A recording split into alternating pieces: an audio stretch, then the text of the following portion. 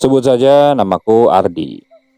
Aku mempunyai sebuah kisah seram saat berlibur ke rumah kakak. Rumah kakak ini berada di daerah Dago, dan kejadian ini terjadi di tahun 2018. Jadi saat itu, setelah selesai mengikuti semua penilaian akhir semester, aku berencana mengisi liburan semesterku dengan berkunjung ke rumah kakakku. Dan kebetulannya saat itu, kedua orang tuaku akan pergi keluar kota. Mereka akan berangkat keluar kota untuk keperluan bisnis. Jadi aku pikir, daripada bosan sendirian di rumah, aku pun memutuskan untuk menginap di rumah kakak. Jadi hari itu, aku masih ingat, hari Senin malam Selasa. Setelah mengemas pakaian dan beberapa barang-barang seperti laptop dan lain-lain, aku lalu berpamitan kepada kedua orang tuaku dan mulai berangkat ke rumah kakak. Aku berangkat saat itu menggunakan sepeda motor. Singkat cerita, aku pun sampai di rumah kakak. Begitu sampai di depan rumah kakak, aku lihat rumah kakak ini nampak kosong, sepi, seperti tidak ada orang. Padahal saat itu aku sudah bilang bahwa aku akan liburan ke rumahnya. Dan dia juga bilang bahwa dia sedang santai dan ada di rumah. Aku mulai berpikir, atau jangan-jangan kakakku lagi ada di rumah yang satunya lagi. Aku baru ingat bahwa kakak ini mempunyai dua rumah. Yang satunya yang ini dan ada satu lagi yang baru. Namun karena aku tidak tahu letak rumah kakak yang baru di mana, aku memutuskan menunggu sebentar. Saat itu aku coba telepon. Tapi saat aku telepon beberapa kali, tidak ada jawaban dari kakak. Hingga muncullah Pak Erwin. Nah, Pak Erwin ini adalah satpam yang berjaga di rumah kakak. Jadi saat aku datang, mungkin Pak Erwin ini dia sedang berkeliling atau sedang berada di dalam rumahnya. Jadi tidak tahu aku datang. Mungkin karena melihat aku berdiri di depan gerbang, akhirnya dia menghampiriku. Nah, aku tanya kepada Pak Erwin, "Kenapa di sini kayaknya nggak ada orang, Pak?" Ucapku seperti itu. Dan ternyata benar dugaanku, bahwa kakak dan keluarganya sedang ada di rumah barunya dan hanya sesekali menempati rumah yang lama ini. Begitu kata Pak Erwin. Dan dia pun berkata bahwa rumah barunya ini jaraknya tidak terlalu jauh. Jadi setelah aku diberikan lokasi alamat rumah baru kakak ini, akhirnya aku pergi ke rumah barunya tersebut. Singkat cerita, aku sampai di sana. Aku bertemu kakak, disambut oleh kakak, termasuk istri dan anaknya. Suasana pun mencair. Kami mengobrol, aku bermain dengan keponakanku. Sampai tak terasa, waktu pun semakin malam. Dan kakakku mempersilakanku untuk beristirahat di kamar yang ada di lantai 3. Kakak menunjuk salah satu kamar yang ada di lantai 3 tersebut. Rumah kakak memang cukup besar, terdiri dari 3 lantai. Desainnya modern, bahkan di dalamnya ada sebuah kolam renang. Dan di kamarku itu, pemandangannya langsung menghadap ke arah kolam renang tersebut dan taman yang ada pohon besarnya. Saking besarnya pohon itu, rantingnya sampai masuk ke balkon kamar. Ya, aku tidak aneh kenapa kakak tidak menebang pohon besar tersebut. Karena aku tahu kakak memang menyukai tanaman. Dulu juga di rumah lamanya banyak pepohonan besar yang sengaja dia beli dari tukang-tukang taman. Aku pun beristirahat sejenak di kamar. Tak berapa lama kakak masuk. Nah di situ kakak kembali mengajak berbincang-bincang, menanyakan kabar ayah, ibu, pokoknya semuanya lah. Hingga setelah itu kakak lalu turun ke bawah. Aku masih memandangi suasana malam di rumah ini. Pemandangannya juga masih cukup asri. Ya meskipun sudah malam dan ada beberapa pohon tidak terlihat, tapi pemandangan City Land Kota Bandung masih bisa terlihat dari rumah ini. Dan aku yakin, ketika pagi harinya, aku akan mendapatkan pemandangan yang luar biasa. Namun, ketika malam, ternyata suasananya hanya seperti ini. Bahkan semakin lama, aku semakin sadar. yang awalnya terlihat menyenangkan, lama-kelamaan ketika malam semakin larut, suasana rumah ini cenderung sepi dan gelap. Entah kenapa, aku tiba-tiba merasa suasananya menjadi mencekam. Sesekali kulihat ke arah balkon dan aku tengok keluar. Dan di luar malah suasananya benar-benar sepi. Tidak terdengar suara apa-apa sama sekali. Aku masih takut saat itu. Aku lalu masuk, aku tutup gorden jendela yang mengarah ke balkon itu. Dan karena sudah semakin malam, aku pun bersiap untuk tidur. Hingga tak berapa lama, aku pun langsung tertidur.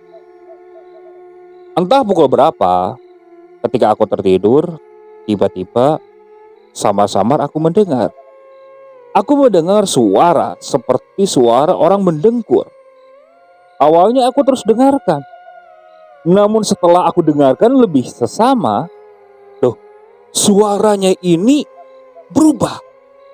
Yang awalnya aku pikir seperti suara dengkuran, ini malah terdengar seperti suara geraman. Jantungku langsung berdebu kencang saat itu. Aku masih terbejam, tapi bulu kuduku tiba-tiba berdiri seketika, dari ujung kaki hingga ujung kepala. Dan aku merasa, kini napasku ini terasa sesak, berat. Pelan-pelan, aku membuka mata. Saat itu, posisiku tidur memang telentang. Namun kepalaku menghadap ke samping kanan. Nah, ketika aku membuka mata, di situ aku kaget. Karena aku melihat ada sosok makhluk yang tinggi besar, hitam dan bertaring panjang. Badannya hitam semua dan perutnya sangat besar. Badannya ini hitam dan dipenuhi oleh bulu-bulu. Kulihat sosok itu berjalan memutari ranjangku dan berputar-putar di kamar ini. Aku bisa melihat kepalanya sangat tinggi, hampir setinggi langit-langit kamar ini, sangat besar tentunya. Sosok itu berjalan mengelilingi kamar lalu keluar ke arah balkon. Dan setelah itu ia menghilang. Aku langsung terbangun. Kulihat kondisi kamar tak ada apa-apa di sana. Apa mungkin aku mengalami tindihan? Atau istilahnya erup-erup kalau kata orang Sunda. Tapi entahlah. Malam itu aku coba berdoa dan lanjut untuk tidur. Dan hari itu pun berlalu. Besoknya aku coba melupakan kejadian tadi malam sambil terus berpikir positif. Aku ingin menikmati liburan ini dan aku tidak mau ada teror yang tidak jelas seperti itu. Aku coba lupakan dengan bermain bersama keponakanku. Bahkan ketika siang hari, aku coba berendam di kolam sambil bermain dengan keponakanku juga. Sore harinya pun, aku coba bersantai di taman. Di taman, aku sambil ngerokok, melihat pemandangan, menikmati suasana di sana. Ya, kakakku juga memang cenderung orangnya santai. Dia juga tidak ribet kalau aku menginap di sana, termasuk istrinya juga. Istrinya ini terbilang sangat baik. Hingga tak terasa, waktu pun semakin malam. Nah, ketika malam, kalau tidak salah pada pukul 9-an, aku mulai merasakan rasa yang sama. Rasa suasana mulai mencekam, merinding, takut. Apalagi kejadian tadi malam kembali terngiang di ingatanku. Aku serasa takut saat itu ingin tidur. Tapi mau bagaimana lagi? Aku mau menceritakan kejadian itu kepada kakak, tapi tidak enak juga. Takutnya malah kakak tidak percaya dan aku malah dimarahi. Malah mungkin nanti keponakanku akan ketakutan. Jadi aku berusaha untuk diam. Kali ini aku coba tidur di dalam selimut. Jadi istilahnya kalau ada makhluk itu kembali, aku tak harus melihat wujudnya. Hingga tak berapa lama kemudian, aku pun terlelap. Nah, di saat aku terlelap seperti ini, entah pukul berapa, aku kembali mendengar suara geraman. Namun kali ini, tercium seperti aroma bau singkong bakar.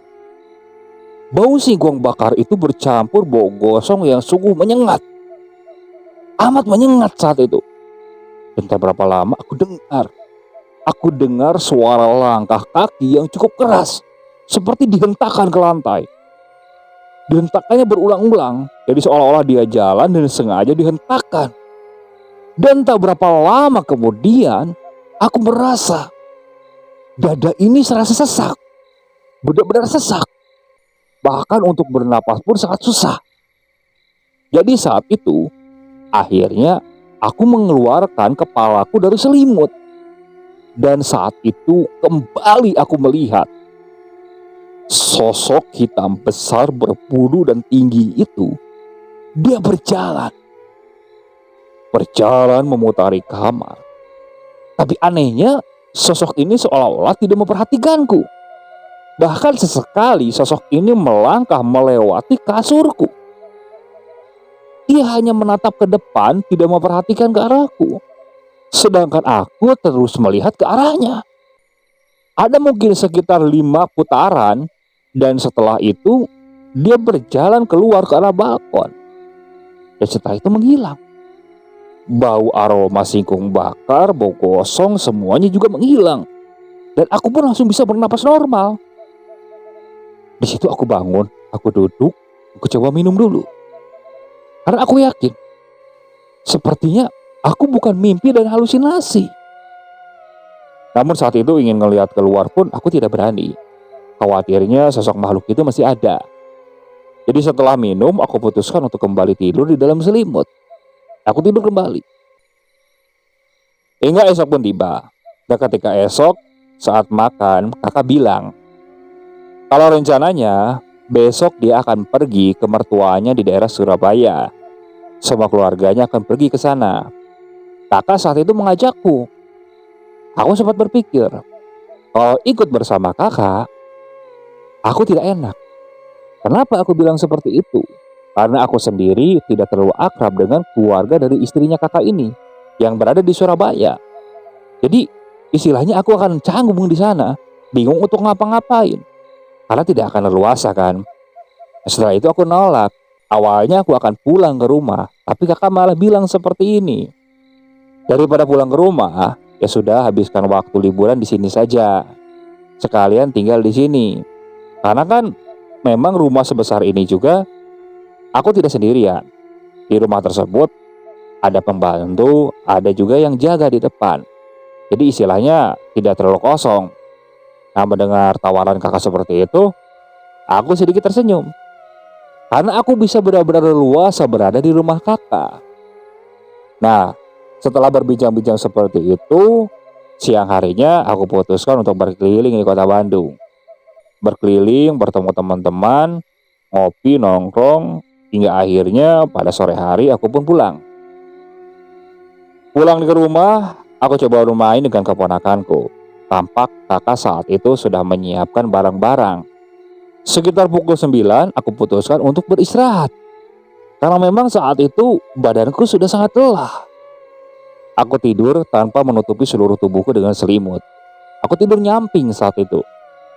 Dan entah pukul berapa, aku kembali mendengar suara geraman. Namun kali ini aku merasakan kasur tempat tidurku ini seperti bergoyang, bergetar. Tapi aku takut. Aku tak berani membuka mata. Karena aku yakin sosok itu pasti muncul kembali. Dan tak berapa lama, aku mulai mencium aroma bau singkong bakar dan bau gosong tersebut. Sungguh menyengat. Bahkan saat itu suara geramannya seakan benar-benar dekat. Rasa sesak itu semakin jelas, tambah berat. Tapi aku tidak berani membuka mata. Benar-benar aku tutup. Aku tutup saat itu. Aku pura-pura tidur saja. Dan tak berapa lama, rasa sesak ini menghilang. Aku yakin sosok itu sepertinya sudah pergi dan keluar dari balkon. Dan mendadak saja saat aku mengintip dan membuka mata, aku lihat tak ada apa-apa. Bergegas aku bersembunyi di balik selimut saat itu. Aku langsung tertidur. Besok paginya, kakak lalu pamit dan akan pergi ke Surabaya. Dia meninggalkanku di rumah. Jadi untuk mengusir kebosanan, aku bermain PlayStation, lalu mencoba studio musik yang ada di lantai 2. Memang di rumah kakak ini, di lantai 2 ada studio musik. Karena kakak memang menyukai musik-musik band saat itu. Dia juga memang mempunyai grup, ya walaupun tidak pernah manggung bahasanya, cukup buat hiburan saja. Ketika aku sedang bermain PS atau berada di studio band, aku merasa bahwa ada sosok yang memperhatikanku. Awalnya aku pikir itu mungkin Biina yang memang pembantu di rumah kakak. Tapi ketika aku cek, ternyata Biina sedang berada di luar. Jadi dia tidak ada di dalam rumah. Tapi sekali aku merasa ketika aku di dalam studio ini, terkesan ada yang mengintip dari kaca yang berada di luar ruangan. Begitu juga ketika aku bermain PS. Tapi aneh, Biina sedang sibuk di luar. Jadi saat itu aku putuskan untuk mencari udara segar saja. Aku ingin nongkrong di warung kopi bersama teman-temanku. Aku coba ngabari teman-temanku dan lalu berangkat ke sana. Setelah bertemu dengan teman-teman, nah di situ aku ngobrol, berbincang-bincang dan lain sebagainya. Bahkan aku coba mengajak teman-temanku ini untuk menginap di rumah kakak, sekedar untuk menemani. Aku tawari bahwa di sana ada studio musik, ada PlayStation dan lain sebagainya. Tapi kebanyakan teman-temanku ini menolak dengan alasan ya ada yang punya jadwal dengan pacarnya, ada yang punya urusan keluarga dan lain sebagainya. Jadi sekitar pukul 7 malam, aku putuskan untuk balik ke rumah kakakku. Sebenarnya saat itu aku takut untuk kembali ke sana. Tapi karena ada penjaga di sana yang bernama Mang Ukar, yang dia memang berjaga di depan rumah tersebut selama 24 jam. Jadi aku pikir kalau ada apa-apa aku tinggal berteriak saja. Ya meskipun kalaupun mereka tetap ada berdua ketika aku masuk ke dalam rumah, karena rumah ini besar, aku merasa sendirian. Nah, sedangkan Biina, dia ini berada di kamar paling bawah di lantai 1 di ujung. Tapi aku pikir Biina sendirian di bawah juga berani. Masa aku di lantai 3 tidak berani? Karena jelas-jelas kalau ada apa-apa aku tinggal keluar dari balkon dan berteriak-teriak kepada Mang Ukar. Sudah pasti dia mendengarnya. Nah saat itu ketika aku masuk ke lantai 3, karena aku memang menyukai musik, aku nyalakan musik sekencang mungkin saat itu. Kebetulan musik yang aku sukai itu genrenya musik metal. Aku kencangkan volumenya benar-benar kencang, karena aku yakin tidak akan mengganggu tetangga. Karena halaman rumah kakak luas dan rumah kakak juga luas, jadi suaranya mungkin tak akan terdengar keluar. Di saat-saat aku sedang menikmati musik metal tersebut, ya sambil mengangguk-ngangguk, ya sambil berjoget-joget lah layaknya orang stres. Saat itu tiba-tiba musiknya mati. Aku lihat ke arah pemutaran musik tersebut. Loh, kok bisa mati? Aku beranjak dan berjalan mendekat. Aku nyalakan kembali. Musik kembali terdengar. Aku bergoyang-goyang kembali mendengarkan musik metal tersebut. Nah, saat aku sedang bergoyang-goyang, musik itu kembali mati. Untungnya. Dan kali ini ketika aku hendak beranjak dan mendekat ke arah pemutaran tersebut, tiba-tiba aku mendengar kaca balkon ini seperti ada yang mengetuk. Karena saat itu posisi gordengnya tidak tertutup, jadi kalau ada yang mengetuk di lantai 3 di balkon, pasti akan terlihat. Tapi ini tidak terlihat siapa yang mengetuk. Tidaklah siapa-siapa di sana. Dan tiba-tiba aku melihat ada lemparan seperti batu kerikil yang berasal dari arah pohon besar di balkon. Batu kerikil itu terlempar mengenai pintu kaca balkon dan jatuh ke lantainya. Aku yakin ada yang melempar sesuatu dari arah pohon di luar balkon.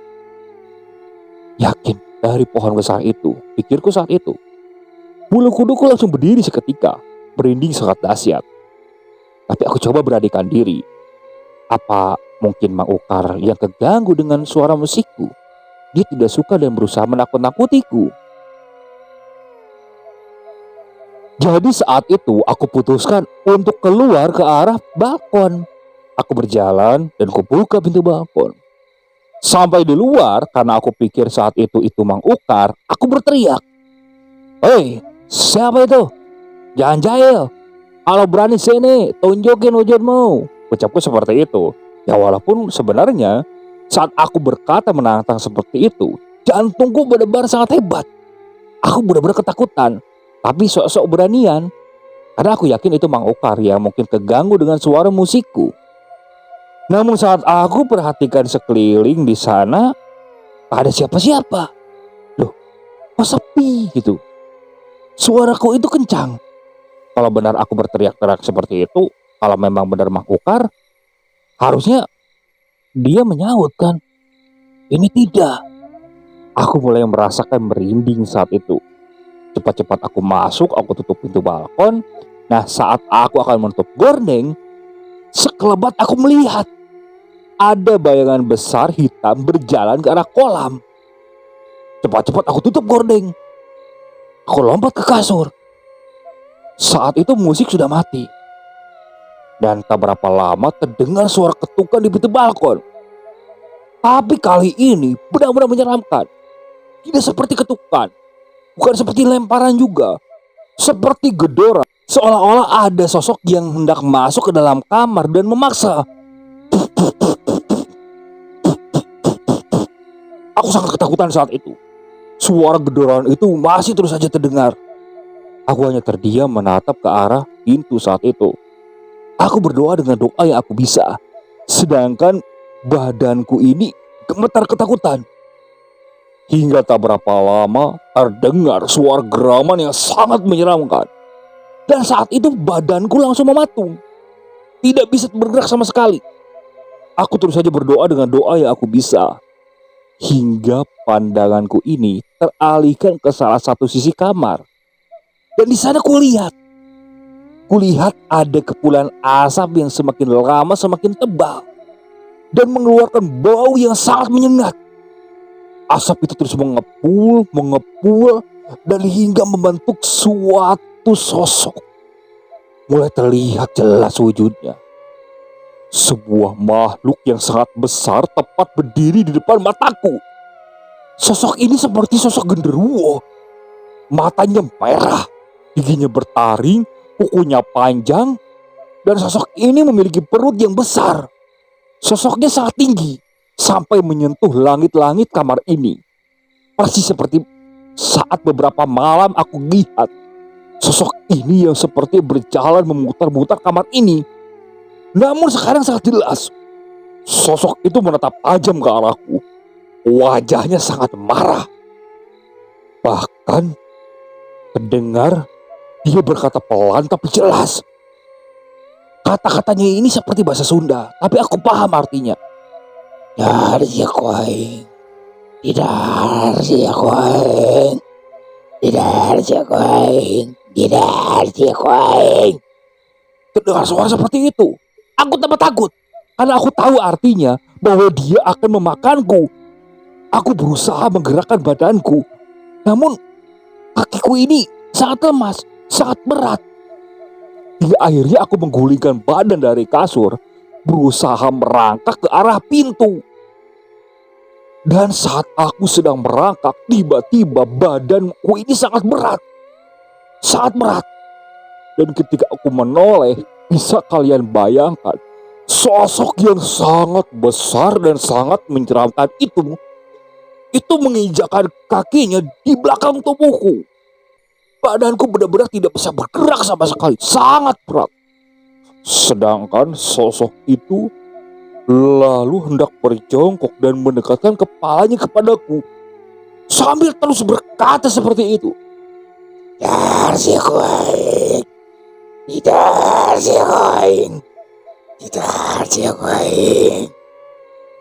Merasakan ketakutan yang benar-benar luar biasa, aku saat itu langsung tak sadarkan diri. Aku benar-benar tidak sadar. Dan ketika sadar, aku sudah bersama Mang Ukar dan beberapa orang lain. Ya salah satunya Bina. Cuman 2 orang lagi aku tidak kenal siapa itu. Aku coba bangun. Dan Mang Ukar bilang saat itu aku tergeletak. Bina yang hendak masuk dan menawariku makan kaget pintu terkunci.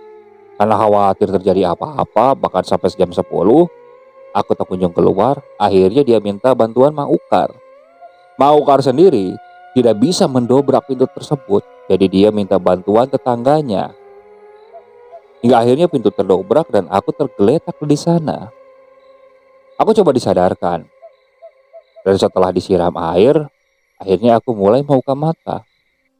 Aku merasakan badanku semua benar-benar sakit. Benar-benar sakit. Apalagi bagian belakang tubuhku serasa sulit aku gerakan. Benar-benar ngap. Masih terasa sesak saat itu. Ya layaknya seperti habis tertindih suatu beban yang sangat berat. Aku terdiam saat itu. Nah, dua orang yang asing itu dia lalu pamit. Aku ucapkan terima kasih juga. Nah, setelah di bawah, aku coba berbincang dengan Mang Ukar. Aku tanyakan perihal pohon besar yang ada di sana. Nah, menurut Mang Ukar, pohon besar itu memang ada penunggunya dan sudah sangat lama. Bahkan sebelum rumah ini dibeli. Awalnya pohon besar itu akan ditebang, tapi pemilik sebelumnya bilang, suruh biarkan saja. Karena beberapa kali katanya sudah hendak ditebang, itu tidak bisa roboh sama sekali. Mesin yang digunakan pasti mati, atau orang yang akan menebangnya pasti sakit. Tapi saat dibeli oleh kakakku malah menyukainya. Jadi dia malah membiarkan pohon tersebut. Dan menurut Mang Ukar, keluarga kakak memang tidak pernah mengalami gangguan. Sosok itu kerap kali muncul dan hanya menunjukkan wujudnya kepada orang asing. Dulu beberapa teman-teman kakak yang pernah menginap katanya pernah bertemu dengan sosok tersebut.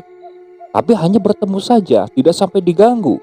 Dan ini pertama kalinya Mang Ukar mengetahui kalau sosok itu bahkan mengganggu dan hendak mencelakai. Di situ aku berpikir, apa jangan-jangan karena tadi malam aku berusaha menantangnya dan mengganggunya dengan menyalakan musik yang cukup besar. Mungkin sosok itu terganggu dan hendak mencelakaiku. Tapi kalau hendak mencelakai harusnya dia sudah bisa. Tapi ini mungkin hanya sekedar memperingatkan saja. Aku terdiam saat itu dan bilang kepada Mang Ukar dan Bina supaya tidak menceritakan kejadian ini kepada kakak. Ya, aku khawatir keponakanku jadi benar-benar takut. Ditambah lagi, kakak memang tipikalnya tidak percaya dengan hal-hal seperti itu. Jadi aku yakin ketika Mang Ukar berbicara pun, kakak pasti tidak akan mempercayainya. Yang hanya ketakutan pasti keponakanku. Nah, setelah kejadian itu, aku tidak berani tidur di lantai 3. Jadi aku putuskan untuk tidur di ruang tengah. Dari ruang bawah yang ada televisinya. Aku tidur di sofa saat itu. Malamnya memang tidak ada gangguan sama sekali. Aku juga tidak merasakan suasana mencekam atau seperti apa. Karena mungkin aku pikir gangguan tersebut hanya berada di lantai 3 saja. Tapi ketika di lantai 1, gangguan itu mungkin tidak muncul. Namun dugaanku salah. Ketika pukul 2, ya saat itu aku memang sempat melihat jam. Aku sempat terbangun dan hendak ke air. Nah, sepulang dari kamar mandi, aku berjalan kembali ke sofa. Sekelebat dari arah sofa langsung menuju dapur, aku melihat sosok itu kembali. Tapi kali ini dia hanya berjalan saja, tidak menoleh ke arahku, tidak memperhatikanku. Jadi hanya sekelebat. Saat itu aku langsung merinding. Aku bingung harus kemana. Jadi aku putuskan saat itu aku keluar. Aku menuju ke posnya Mang Ukar. Kebetulan kulihat Mang Ukar masih duduk dan melihat televisi yang ada di posnya. Aku hampiri. Melihat aku yang datang, Mang Ukar sedikit tersenyum. Kenapa, ah? Diganggu lagi ya? Ucap Mang Ukar seperti itu. Aku hanya nyengir. Jadi malam itu sampai pagi aku tidur di pos Mang Ukar.